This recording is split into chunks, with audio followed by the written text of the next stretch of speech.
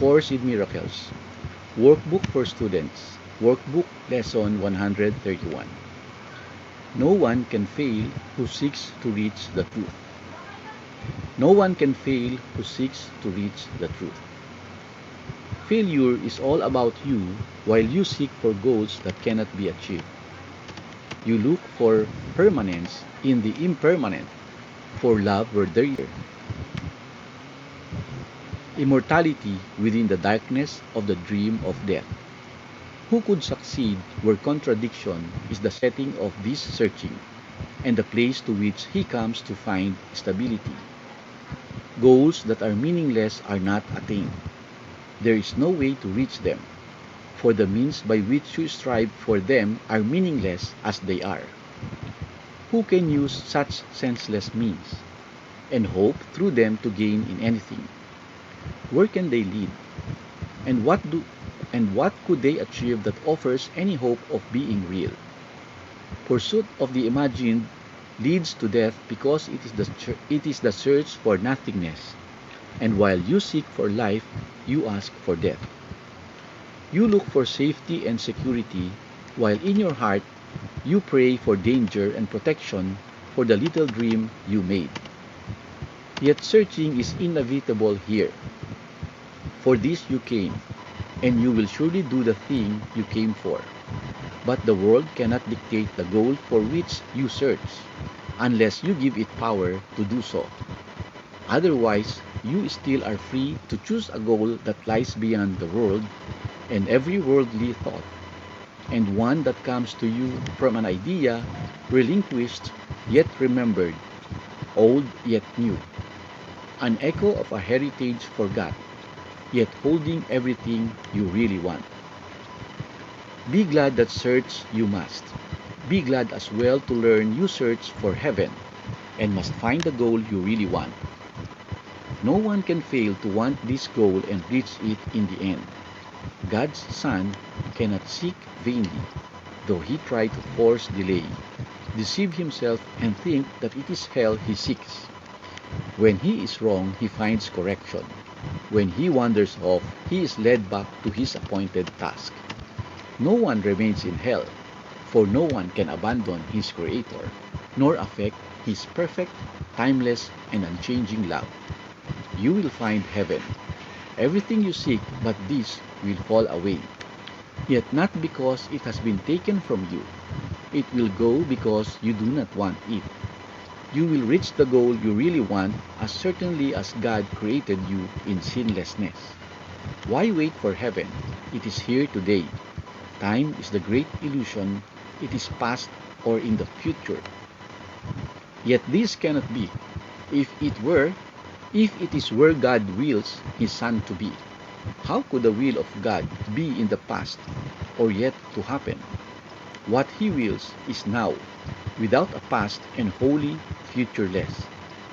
It is as far removed from time as is a tiny candle from a distant star, or what you chose from what you really want. Heaven remains your one alternative to this strange world you made and all its ways, its shifting patterns and uncertain goals, its painful pleasures and its tragic joys. God made no contradictions. What denies its own existence and attacks itself is not of Him. He did not make two minds, with heaven as the glad effect of one, and earth the other's sorry outcome, which is heaven's opposite in every way. God does not suffer conflict, nor is His creation split in two. How could it be His Son could be in hell when God Himself established him in heaven? Could He lose what the eternal will has given Him to be His home forever? Let us not try longer to impose an alien will upon God's single purpose. He is here because He wills to be, and what He wills is present now, beyond the reach of time. Today we will not choose a paradox in place of truth. How could the Son of God make time to take away the will of God? He thus denies Himself and contradicts what has no opposite. He thinks He made a hell opposing heaven, and believes that he abides in what does not exist, while heaven is the place he cannot find. Leave foolish thoughts like these behind today, and turn your mind to true ideas instead. No one can fail who seeks to reach the truth, and it is truth we seek to reach today. We will devote 10 minutes to this goal 3 times today, and we will ask to see the rising of the real world to replace the foolish images that we hold dear with true ideas arising in the place of thoughts that have no meaning, no effect, and neither source nor substance in the truth.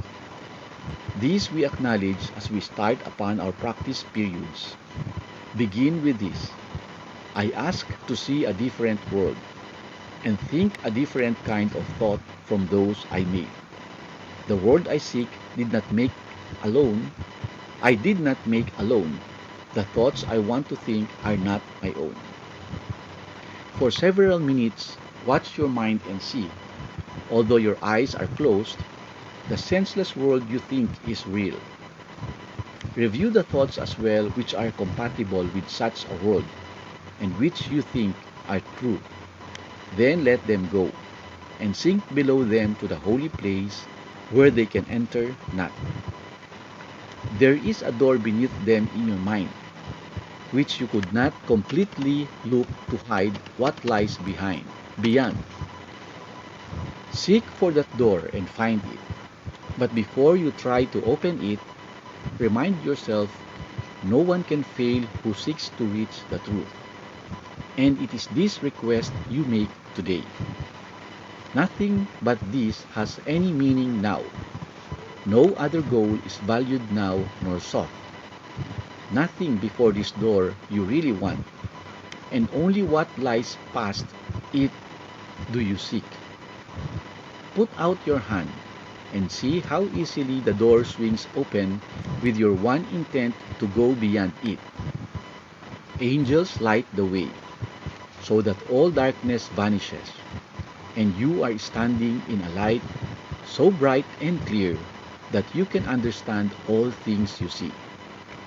A tiny moment of surprise, perhaps, will make you pause before you realize the world you see before you in the light reflects the truth you knew and did not quite forget in wandering away in dreams.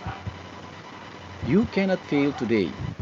There walks with you the Spirit heaven sent you, that you might approach this door someday, and through His aid slip effortlessly past it to the light. Today that day has come. Today God keeps His ancient promise to His Holy Son, as does His Son remember His to Him. This is a day of gladness, for we come to the appointed time and place where you will find the goal of all your searching here, and all the seeking of the world, which end together as you pass beyond the door. Remember often that today should be a time of special gladness, and refrain from dismal thoughts and meaningless laments. Salvation's time has come. Today is set by heaven itself to be a time of grace for you and for the world. If you forget this happy fact, remind yourself with this. Today I seek and find all that I want. My single purpose offers it to me. No one can fail who seeks to reach the truth. This is it for today. Thank you. I love you. God bless you. See you tomorrow. Bye.